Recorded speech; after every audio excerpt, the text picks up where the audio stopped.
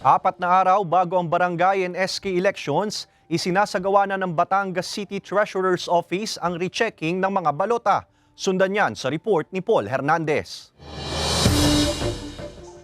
Puspusan pa rin ang paghahanda ng Commission on Elections o COMELEC 4 na araw bago ang Barangay and SK Elections o BSKE 2023. Abala ang Batangas City Treasurer's Office sa rechecking ng mga balota. Bibilangin ang mga ito para sa distribution sa kada presinto. Saka naman ilalagay sa isang transparent envelope. Nasa local government code po yun, kasama po sa duties namin, ang role namin tuwing election, whether national, local o barangay election. So kami po yung custodian ng lahat ng election paraphernalias, ballot boxes, before and after election. Aminadong naninibago sa gawain lalo't 5 taon ang hinintay bago nasundan ng BSKE.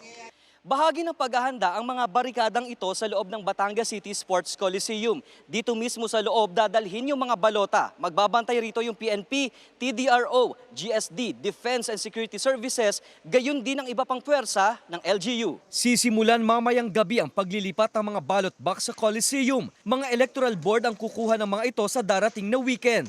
Mga Board of Election Inspectors po, mga BEI, sila po ang kukuha. Yun po naman properly coordinated sa ating PNP, BFP, kahit po Coast Guard, may mga in charge na po sa security sa kanilang mga presinto.